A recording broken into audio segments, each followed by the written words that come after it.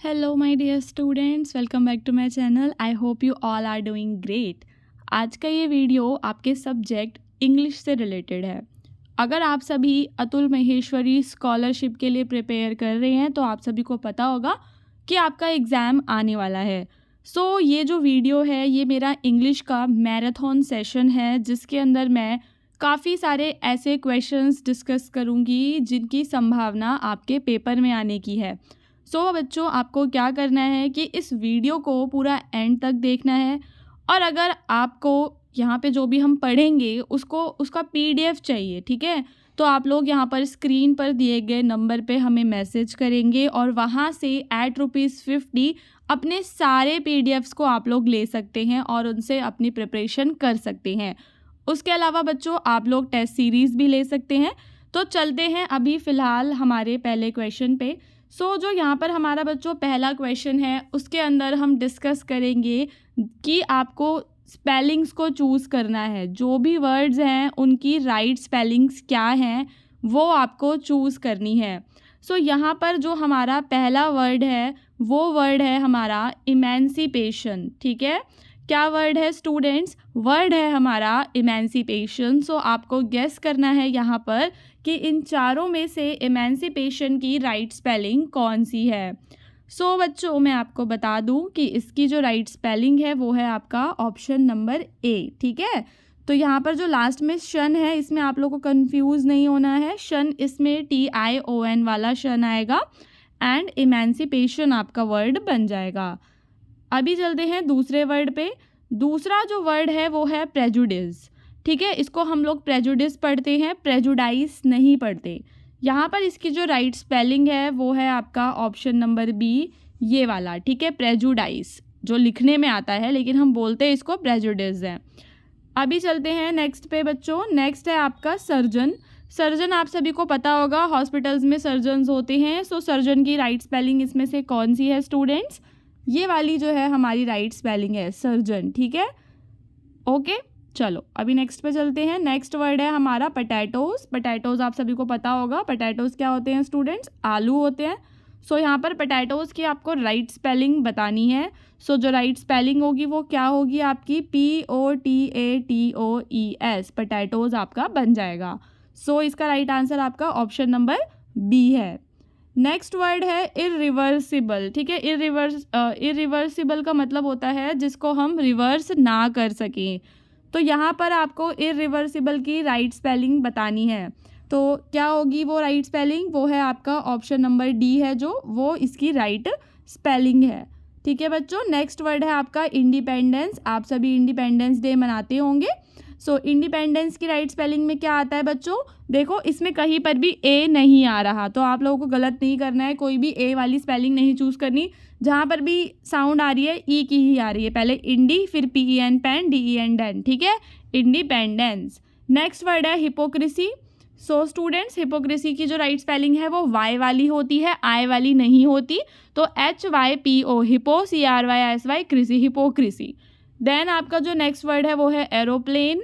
आप सभी को पता होगा कहीं कहीं पे जो एरोप्लेन है उसकी दो स्पेलिंग्स होती हैं, AEROPLANE, एरोप्लेन, और एक आपका एयरप्लेन होता है, ठीक है। ये आपकी दो स्पेलिंग्स होती हैं। दोनों में से जो भी स्पेलिंग आपको यहाँ पे दिख जाए वो ही इसका सही उत्तर है। तो ऑप्शन नंबर जो आपका सी है वो ठीक है। बाकी प्लेन, ये PLAIN वाला प्लेन आपको नहीं लेना, ठीक है बच्चों। चलो अभी नेक्स्ट वर्ड पे चलते हैं। नेक्स्ट वर्ड है लोनली। लोनली का मतलब होता है जो भी व्यक्ति अकेला होता है, ठीक है, लोनली होता है।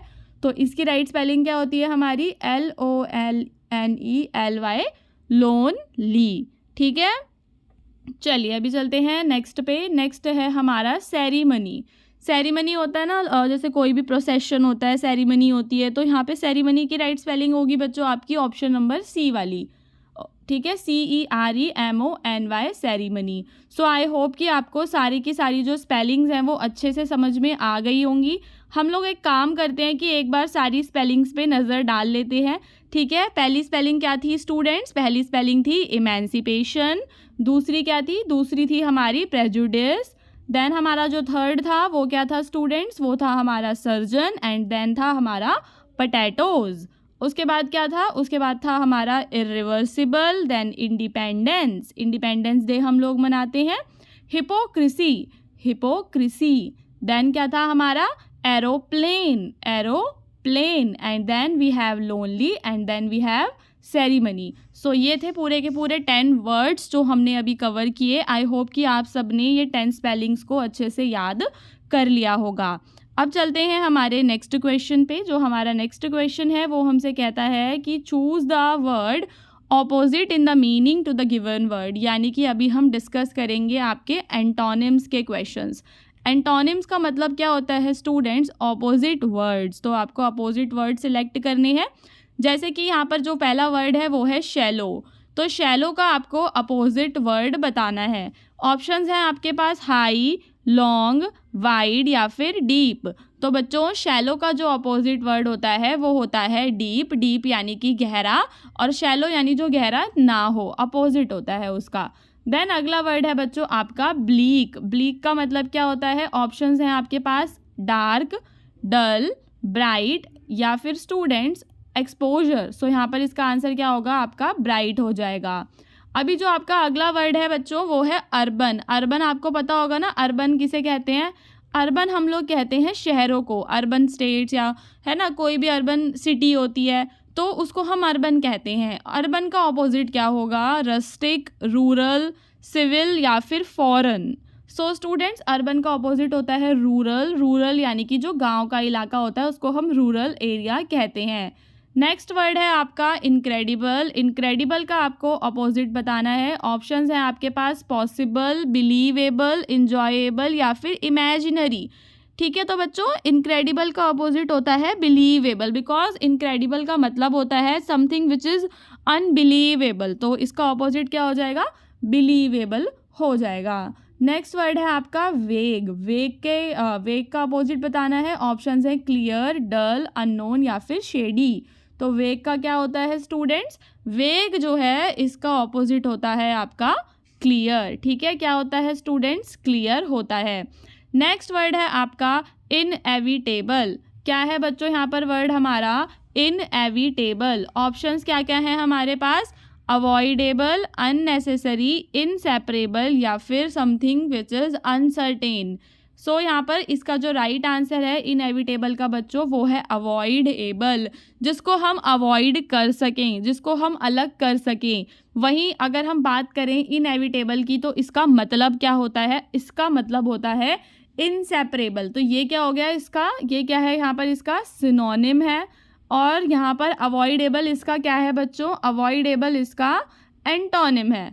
ओके, अभी चलते हैं नेक्स्ट क्वेश्चन पे। नेक्स्ट क्वेश्चन कह रहा है रैपिडली। रैपिडली का मतलब क्या होता है, रैपिडली का मतलब होता है स्टूडेंट तेज़ी से। ठीक है, कोई भी गाड़ी वगैरह जो बहुत तेज़ी से चल रही है। सो यहाँ पे आपको रैपिडली का अपोजिट बताना है। ऑप्शंस हैं लेज़ी, सीक्रेटली, स्लोली या फिर फर्मली। लेज़ी, सीक्रेटली, स्लोली या फिर फर्मली, रैपिडली का अपोजिट आपको बताना है। तो स्टूडेंट्स इसका क्या होगा, रैपिडली का अपोजिट बताइए। यहाँ पर हमें ऑप्शंस में दिख रहा है क्या, स्लोली। स्लोली का मतलब क्या होता है, धीरे। तो यहाँ पर स्लोली इसका क्या हो जाएगा, अपोजिट हो जाएगा, एंटोनिम हो जाएगा। नेक्स्ट है आपका टर्मिनेट। ऑप्शंस हैं चेंज, बिगिन, डिपार्ट या फिर ब्रेक। टर्मिनेट कर देना, ठीक है, किसी को नौकरी से टर्मिनेट कर देना या किसी को ख़त्म कर देना, तो इसका मतलब ये होता है। सो टर्मिनेट का लेकिन हमें उल्टा बताना है। टर्मिनेट का उल्टा क्या होगा, बिगिन होगा, शुरुआत करना। जैसे टर्मिनेट का मतलब समाप्त, बिगिन का मतलब शुरुआत। तो समझ गए आप लोग अपोजिट। ठीक है, नेक्स्ट वर्ड है हमारा बच्चों प्रिवेंट। ऑप्शंस हैं हमारे पास, क्या क्या ऑप्शंस हैं हमारे पास, प्रोटेक्ट, एनर्जी, हिंडर या फिर बच्चों इंड्यूस। प्रिवेंट का मतलब होता है प्रोटेक्ट करना, किसी को प्रोटेक्ट करना, किसी को बचाना, है ना, प्रिवेंटिव मेथड्स का यूज़ करना, ये आपने पढ़ा होगा साइंस वगैरह में। सो प्रिवेंट का हमें बताना है क्या, अपोजिट बताना है। प्रिवेंट का अपोजिट होगा इंड्यूस करना, शुरू करना। ठीक है, जैसे मान लो कि आपने कुछ ठंडा खा लिया तो वो ठंडा आपके बॉडी में कोल्ड को इंड्यूस कर देगा, बढ़ा देगा। ठीक है स्टूडेंट्स, नेक्स्ट है आपका वर्ड हेजी। हेजी के लिए आपको अपोजिट बताना है। ऑप्शंस हैं प्लेन, लाइट, क्लियर बच्चों या फिर डल। डल क्या होगा इसका राइट आंसर? तो इसका जो राइट आंसर है वो है आपका क्लियर। ठीक है, मतलब हेज़ी होता है जब आपको एकदम ऐसा धुंधला धुंधला दिखाई दे, हेज़ी वेदर, ऐसे मतलब मान लो कि बहुत ज़्यादा कोहरा हो रखा है तो वो हेज़ी हो जाता है, वो वेदर या जो एटमॉस्फेयर है वो हेज़ी हो जाता है। तो हेज़ी का अपोजिट बताना था, तो अपोजिट में क्या आ जाएगा इसका? क्लियर आ जाएगा। सो आई होप कि आपने सारे के सारे एंटोनिम्स को भी अच्छे से याद कर लिया होगा। ठीक है, एग्ज़ाम की प्रिपरेशन के लिए वीडियो को पूरा एंड तक देखिए, काफ़ी अच्छे क्वेश्चंस हैं जो आपकी हेल्प करेंगे।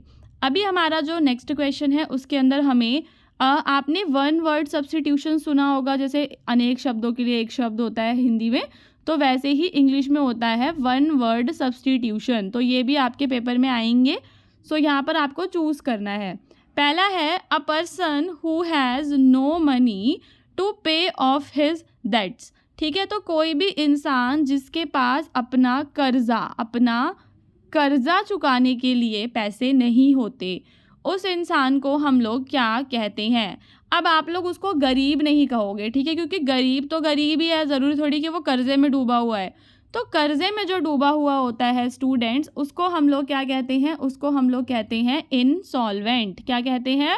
इनसॉल्वेंट कहते हैं। आप लोगों को याद कर लेना है, a person who has no money to pay off his debts is known as insolvent. ठीक है, नेक्स्ट है हमारा अ नंबर ऑफ शिप्स। ठीक है, ये आपने वो पढ़ा होगा जिसको हम लोग कहते हैं कलेक्टिव नाउन्स। ठीक है, कलेक्टिव नाउन्स आप लोगों ने पढ़े होंगे, जिसके अंदर हम लोग आपको बताते हैं कि जैसे आ बंच कीज़ जो होती हैं, कीज़ कई सारी चाबियों को हम कहते हैं आ बंच ऑफ कीज़, है ना, तो वो होते हैं कलेक्टिव नाउन जो हम कलेक्शन के लिए यूज़ करते हैं। तो यहाँ पर हमसे बात हो रही है शिप की।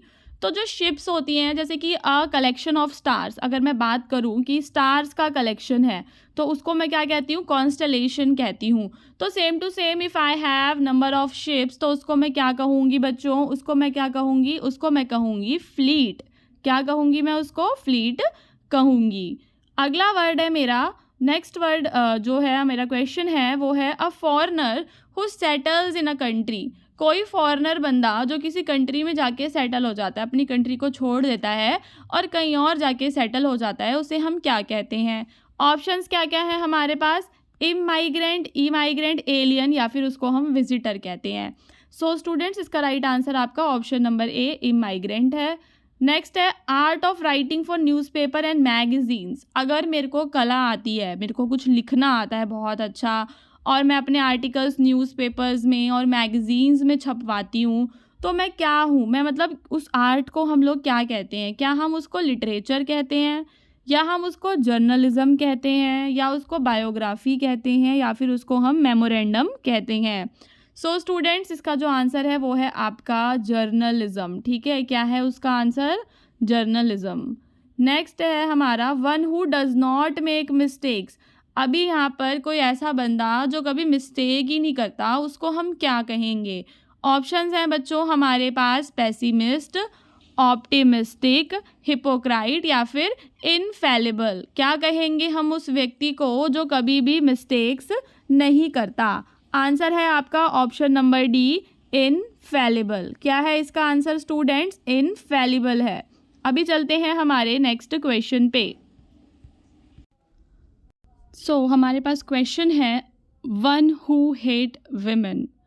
वो व्यक्ति जो वुमेन से हेट करता है उसे हम क्या कहते हैं? फिलेंट्रोफिक, मिसोजिनिस्ट, मिसोगेमिस्ट, या फिर एस्थेटिक। क्या कहते हैं स्टूडेंट्स उसको जो व्यक्ति वुमेन को हेट करता है? सो यहाँ पर जो हमारा आंसर है वो है मिसोजिनिस्ट। नेक्स्ट क्वेश्चन है one who can not speak. वो व्यक्ति जो बोल नहीं सकता, डेड, डेफ, डम, या फिर लेम। क्या कहेंगे उस व्यक्ति को बच्चों जो व्यक्ति बोल नहीं सकता? उसे हम कहते हैं डम। ओके, तो ऑप्शन नंबर कौन सा है इसका? सी वाला इसका राइट आंसर है, DUMB, डम। अ person who enters without any invitation. तो वो व्यक्ति जो बिना किसी इनविटेशन के एंटर कर जाए कहीं पर, उसे हम क्या कहते हैं? ऑप्शंस क्या हैं हमारे पास? थीफ, बर्गलर, इंट्रूडर बच्चों, या फिर आपका बायगॉट। तो इसका आंसर क्या होगा? इसका आंसर होगा आपका इंट्रूडर। ठीक है, इंट्रूडर यानी कि कोई घुसपैठिया जो घुस जाता है बिना किसी इनविटेशन के। नेक्स्ट है हमारा अ पर्सन हु इज़ टॉकेटिव। वो व्यक्ति जो बहुत ही ज़्यादा टॉकिंग करता है, बातचीत करता है, उसे हम क्या कहते हैं? गैरुलस, फेथफुल, पॉलीएंड्रिस्ट या फिर ईगोइस्ट। सो इसका राइट आंसर क्या है बच्चों? इसका राइट आंसर है ऑप्शन नंबर ए, गैरुलस। क्या कहते हैं उसको हम? गैरुलस कहते हैं। A man who hates marriage. अब वो व्यक्ति जिसको शादी नहीं पसंद, उसे हम क्या कहते हैं? जिसको शादियाँ नहीं पसंद, उसे हम क्या कहते हैं? उसे हम कहते हैं मिज़ोगेमिस्ट। ऑप्शन नंबर ए है इसका राइट आंसर। उसे हम क्या कहते हैं? मिज़ोगेमिस्ट कहते हैं। अभी जो क्वेश्चंस हम लोग बच्चों डिस्कस करने वाले हैं वो हैं आपके प्रेपोजिशंस के क्वेश्चंस, जिसमें आपको एप्रोप्रिएट प्रेपोजिशंस को भरना है फिल इन द ब्लैंक्स के अंदर। सो यहाँ पर आपका जो पहला क्वेश्चन है वो क्या है? We warned her dash the danger. हमने उसको डेंजर के बारे में वार्निंग दिया था। आंसर क्या होगा? From the danger, about the danger, against या ऑफ द डेंजर। क्या होगा बच्चों इसका राइट आंसर? तो इसका आंसर होगा we warned her of the danger. We loved dash the affair. We loved dash the affair. So we loved over the affair. Discrimination dash any form should be avoided. Discrimination किसी भी तरह से हमें avoid करना चाहिए। सो इसमें क्या आएगा बच्चों? तो इसमें आएगा आपका in. Discrimination in any form should be avoided. उसके बाद है हमारा next question, it is our duty to get the truth. ये हमारी जिम्मेदारी है to get dash the truth, to get to the truth, over the, into the या at the truth. क्या होगा इसका? एट द ट्रुथ होगा। The train is arriving dash the platform number 4। जो ट्रेन है वो प्लेटफॉर्म पे आ रही है, तो प्लेटफॉर्म से पहले कौन सा प्रपोजिशन हम यहाँ पर यूज़ करेंगे? At platform, on platform, before या अपॉन प्लेटफॉर्म। क्या आएगा बच्चों इसमें? इसमें आएगा आपका एट। ठीक है, क्योंकि प्लेटफॉर्म पर आ रही है, प्लेटफॉर्म के ऊपर नहीं आ रही है। नेक्स्ट हो जाएगा आपका the examination will be begin dash Monday. जो एग्जामिनेशन है वो मंडे से शुरू होंगे। From Monday, in Monday, at Monday और ऑन मंडे। क्या होगा? जो हमारे डेज होते हैं, डेज से पहले हम कौन सी प्रपोजिशन यूज़ करते हैं? सो स्टूडेंट्स, हम इससे पहले यूज़ करेंगे ऑन। तो आप लोगों को याद रखना है कि कोई भी डे होगा तो उससे पहले आप लोग ऑन प्रपोजिशन का यूज़ करेंगे। उसके बाद है हमारा next question, small pox has been eradicated. Eradicate का मतलब क्या होता है? समाप्त कर देना या ख़त्म कर देना। तो जो स्मॉल पॉक्स है, स्मॉल पॉक्स आपको पता होगा, जो बच्चों को पहले छोटी माता जिसको लोग बोलते थे, उसकी बीमारी होती थी, उसको हम स्मॉल पॉक्स कहते हैं। तो जो स्मॉल पॉक्स है अभी फ़िलहाल इंडिया में से इरेडिकेट हो गया है। जैसे जैसे लोगों को पहले पोलियो की बीमारी होती थी तो इंडिया में वैक्सीन लगा के पोलियो की उसको पूरा इरेडिकेट कर दिया गया, वैसे ही स्मॉल पॉक्स भी इरेडिकेट हो गया है। तो ऑप्शंस में है हमारे पास in India, with India, from India या फिर आउट ऑफ इंडिया। क्या होगा बच्चों इसका राइट आंसर? इसमें जो प्रपोजिशन आएगी वो आएगी आपकी फ्रॉम इंडिया। ठीक है, तो सेंटेंस कंप्लीट क्या हुआ हमारा? Small pox has been eradicated from India. अभी चलते हैं नेक्स्ट क्वेश्चन पे। I complimented him dash his success. मैंने उसको उसकी सक्सेस पे कॉम्प्लीमेंट किया। कॉम्प्लीमेंट का क्या मतलब होता है? जब हम किसी की तारीफ़ करते हैं, तो जब वो उसको सक्सेस मिली तो मैंने उसको कॉम्प्लीमेंट किया। अभी इसमें प्रपोजिशन क्या लगेगा? अबाउट हिज सक्सेस लगेगा, फॉर हिज सक्सेस लगेगा बच्चों, या फिर ऑन या एट। क्या लगता है कि आपको इसका राइट आंसर क्या है? तो इसका जो राइट आंसर है वो है बच्चों हमारा ऑन है। ठीक है, तो ऑन हिज सक्सेस। तो पूरा सेंटेंस कंप्लीट क्या हुआ हमारा? I complimented him on his success. अभी चलेंगे हमारे नेक्स्ट क्वेश्चन पे। He went dash sea alone. वो अकेले समुद्र के वहाँ पर चला गया। इन सी, टू सी, इनटू सी या फिर ऑन सी। क्या होगा? To sea. A large number of people have fallen victim dash dengue fever. जो ये होता है, फीवर होता है, लोग उसके विक्टिम बन रहे हैं। सो इसका राइट प्रपोजिशन क्या है हमारा? टू होगा। ठीक है स्टूडेंट्स, देन ख़त्म हो गया हमारा प्रेपोजिशन का टॉपिक भी स्टूडेंट्स ख़त्म हो गया। तो टोटल हमने 4 टॉपिक्स को डिस्कस कर लिया है, जिसके अंदर हमने स्पेलिंग्स किए, एंटोनिम्स किए, प्रेपोजिशंस किए, वन वर्ड सब्स्टिट्यूशंस भी किए। अगर आपको ये क्लास अच्छी लगी तो लाइक और कमेंट ज़रूर करना। कमेंट करने में या लाइक करने में कंजूसी बिल्कुल मत करना, और चैनल को ज़रूर सब्सक्राइब कर लो अगर चैनल पे नए हो तो। और अगर आपको सारे के सारे मैराथन क्लासेस के पीडीएफ्स चाहिए तो ये नंबर मैंने दिया हुआ है, यहाँ पे मैसेज कर आप लोग अपने पीडीएफ को परचेज़ कर सकते हैं। तो अब हम मिलेंगे अपने नेक्स्ट वीडियो में, जिसके अंदर मैं इसी तरीके से और भी क्वेश्चंस लेकर आऊँगी, ताकि एग्ज़ाम से पहले आप सबकी तैयारी पूरी की पूरी 100% हो सके।